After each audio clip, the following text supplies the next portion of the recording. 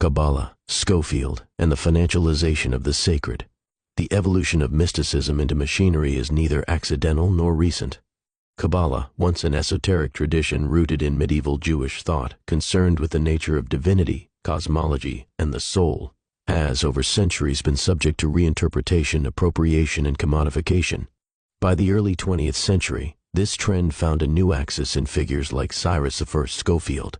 A former lawyer with a questionable past, Scofield published the Scofield Reference Bible in 1909, a text that inserted dispensationalist theology directly into the fabric of American Protestantism.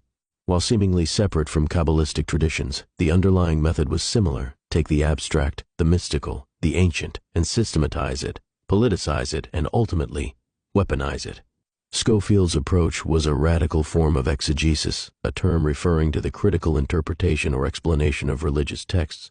Traditionally, exegesis is a scholarly attempt to uncover meaning within Scripture based on historical, linguistic, and theological context. But in Scofield's hands, it became a tool for embedding a specific ideological agenda.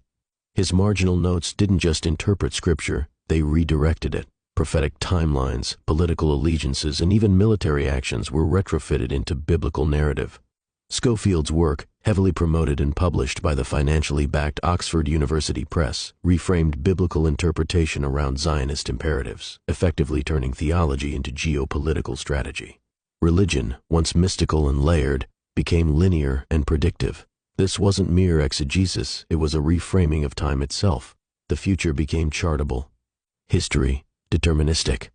Meanwhile, in parallel, strands of Kabbalistic thought began surfacing in Western esotericism and eventually consumer spirituality. Removed from its rabbinical context, it was simplified and rebranded, used not for enlightenment, but for empowerment, influence, and in many cases, financial gain.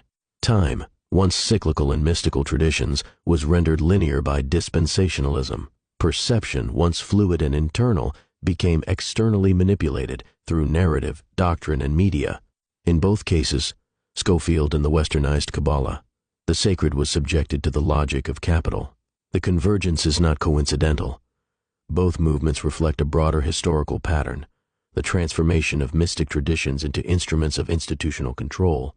Whether through religion or finance, the goal remains constant: to control perception, direct belief, and extract value. Cyrus I Scofield's Reference Bible was heavily promoted and published by Oxford University Press, but the financial and ideological backing behind it is widely believed to have come from a network of Christian Zionists, influential financiers, and pro-imperialist circles in early 20th century America and Britain. While direct evidence is limited and somewhat speculative, several names and groups are often linked to Scofield's support. 1. Samuel Untermyer. A prominent New York lawyer, financier, and Zionist, Untermyer is frequently cited in alternative histories as one of Scofield's alleged benefactors. However, hard academic sources linking him directly to Scofield are lacking. His name appears more in conspiracy or critical theological circles. That said, Untermyer was involved in promoting Zionist causes in elite circles at the time, and his association may reflect broader ideological overlap. 2. Oxford University Press, OUP. Scofield's Reference Bible was published by OUP in 1909, an unusual move for an American writer with little academic or theological standing. Many have questioned why a prestigious British institution would publish such a controversial and distinctly American theological work.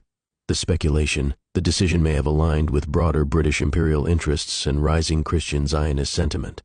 3. The Niagara Bible Conference and dispensationalist networks.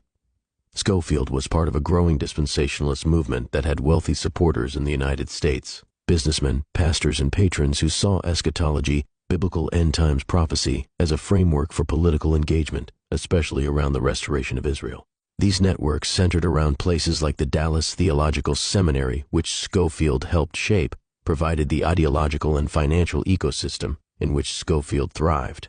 In summary, while there's no publicly documented check writer behind Scofield, his rise was enabled by a network of pro-Zionist, theologically motivated elites and institutions, especially in publishing and religious education, that found in his Bible a powerful tool for shaping American evangelical thought and political sympathies.